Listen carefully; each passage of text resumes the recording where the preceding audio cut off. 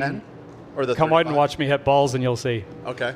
And going back to the PGA, how big of a factor was it that you didn't have the gamer driver that you had used at the Masters?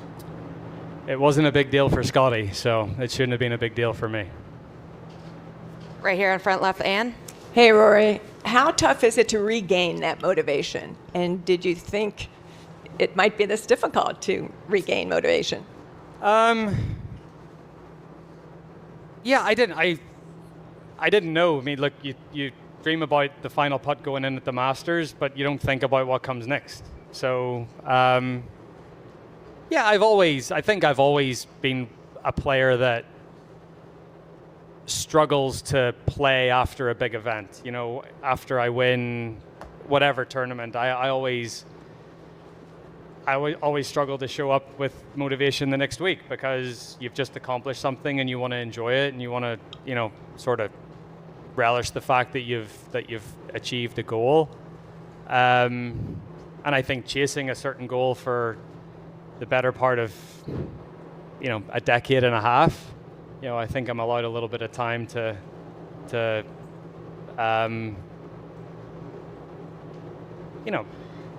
relax a little bit, but we're here at Oakmont and I certainly can't relax this week.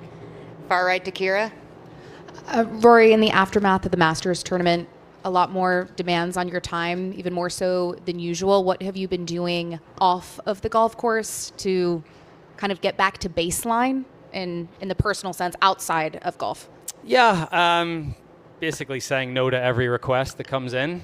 Trying to get home as much as possible. And trying to just do the things that I enjoy. Like that was one of my goals for this year was to have more fun. And that's what I'm trying to do. I'm trying to have more fun. We're trying to take more trips. We're trying to just trying to do things that I enjoy and get back to having hobbies and filling my time with the things that I want to do. I think that's been a big, but that hasn't just been post Augusta. I've been trying to do that for a while. I've started to play a lot of tennis again. Like Harry and Niall play tennis pretty much every week when we're on the road, and I've always been like, I don't want to injure myself. I don't want to whatever, but like I miss not playing and so Harry and I played quite a bit of tennis last weekend. So that was good fun. And again, just like traveling and, seeing the world and, giving Poppy that opportunity to see the world at such a young age, I think is a wonderful opportunity for her. So, just that sort of stuff. Front left, Gary. Rory, when you won this in 11, golf course was soft. And so there was this reputation building that soft was your friend. And you mentioned 16, and that was the soft part of the resume for you with respect to this championship. And then the last 6 years, you've been as good as anybody. And you're also really good on firm conditions. Explain the evolution of you being as good as you are in this championship now and also on firm conditions. Is it psychological? Is it ego-driven? Is it physical? What is it? I think it's probably a combination of both, or everything. I didn't like that reputation because I felt like I was better than that reputation. So that's ego-driven in some way. But I allude to this all the time. Like I missed the cut at the US Open in 2016, 2017, and 2018. And, here in 16, Erin Hills in 17, which,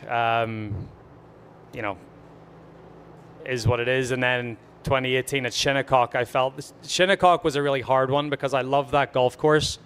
And to perform the way I did there, like it really, like it hurt me. So I made a decision to be like, okay, I want to, and then I would go back, I'd play Hartford the next week and I'd feel really comfortable on a PGA Tour setup. And then I think it was that week where it clicked. It's like, why am I so comfortable here in Hartford, but last week I had no clue what to do. So that's when, I made the decision at that back end of 2018 into 2019. I want to try to build my game around the toughest tests that we have in the game. And then, as you've seen since 2019, 6 top 10s in a row with this tournament, obviously finished second the last 2 years in a row. And I've definitely become a much more competent US Open player, and I'm way more comfortable on those firm, fast setups like you saw at Pinehurst last year and LACC the year before that. So I honestly, the US Open probably went from my least favorite major to almost my favorite because of what it asks of you. And I love that challenge. Standing on the right, Brentley. This might be a little bit of a silly question, but how much more of a factor is just finding the ball in the rough this week, let alone hitting it, compared to other U.S. Opens, other majors, other tournaments? Yeah, I'm glad we have spotters up there because I played last Monday, just in Druck's outing, and you hit the ball off the fairway and you were looking for a good couple of minutes just to find it. So it's very penal if you miss. Sometimes it's penal if you don't miss. But that's the person with the most patience and the best attitude this week is the one that's going to win. Front left, Jeff. Rory, besides the lost ball element, what did you learn about the course on your scouting trip, and what have you seen in how it's changed in the week since that? Yeah, there's definitely been a little bit of rain since that Monday. Last Monday felt impossible. I birdied the last 2 holes for 81, so it felt pretty good. Didn't feel like I played that bad. So it's much more benign right now than it was that much. I mean, they had the pins in dicey locations and greens were running at 15 and a half, and it was nearly impossible. But this morning it felt it was a little softer. The pins aren't going to be on 3 or 4% slopes all the time, so if you put it in the fairway, it's certainly playable. But then you just have to think about leaving your ball below the hole and trying to make as many pars as you can, and you get yourself in the way of a few birdies. That's a bonus. A few more on the left, Bob. Rory, at the Players, you didn't drive it great, at least early in the week, but yet you overcame it. You fought your way through it and shot some good scores. Obviously, won. Is anything the similar that you're going through now with that, and how do you sort of get through it when you're having a tough day off the tee? Yeah, I mean, Players, the rough's short. They probably cap it at 2.5 inches, and then if you go off the fairway, you're in pine straw, where you have a shot if you have a gap in the trees, and it's definitely more of a, you can play recovery golf at the Players. This place won't let you do that. You got to chop it out and then just try to make a par from with a wedge in your hand. So yeah, I felt like I drove the ball okay at Augusta, but again, it's a recovery golf course. You've hit it offline, you can find gaps in trees and you can do something with it. You miss a fairway here, you can't really do anything with it unless you're in the middle of a fairway bunker and you can get something over the lip. So much more penal if you do miss it, and hopefully I feel a little better with the driver over the weekend at home and even today playing a practice round. So hopefully I can hit a few more fairways than I have been hitting and give myself some opportunities. Far right. Oh, sorry. Far right, Sam.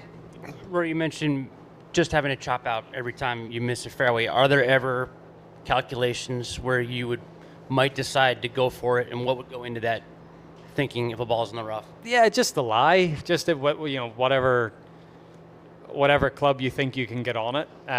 If there's a bunker to cover, if there's it's yeah. I mean, and the good thing about this course is most of the greens have run ups onto them. It's not as if they're forced carries onto greens. So it gives you, if you have a half decent lie in the rough, it gives you a chance to at least run the ball up to the front of the green if you've got a decent lie. But decent lies in the rough are few and far between, so that's why you just have to, you don't want to ride your luck on this golf course. Last two on the left, Dave and Michael. Yeah, Rory, just a question about length versus strength. Is strength maybe more important at this golf course than most U.S. Opens, and is it maybe more important than length this week? Yeah, look, you hit the ball in the rough and you're not going to have any control of your ball going into the green, especially these greens that are pitched away from you, and it's just, you have to be able to spin the ball going into these greens if you want it to finish anywhere close to where you want it to. Saying that, the last two champions here did lead the field in driving distance. I watched quite a lot of 2016 over the weekend and just tried to get a feel for how the leaders played this golf course and what they did that I certainly didn't do over the first 2 days. But yeah, I mean, you've got DJ was obviously one and Cabrera in 07. But you had a mix of players that were up there. You had Jim Furyk, finished second in 16.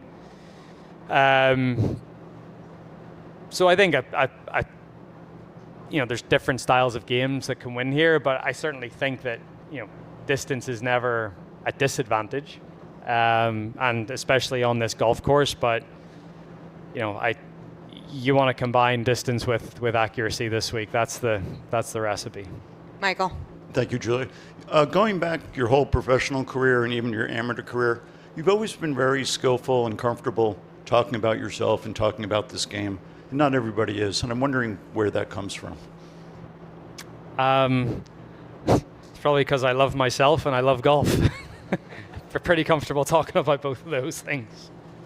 Did you have a kind of mentor for that sort of thing, Chubby, or anybody else give you advice early on how to do it? No, not really.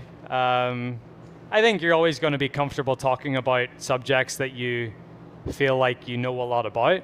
And I think I know a lot about golf, and especially my golf. There's no one better to tell you about my game and what I'm thinking and how I'm feeling than me. So, and I've always enjoyed that. I've always enjoyed talking about the game. I've always enjoyed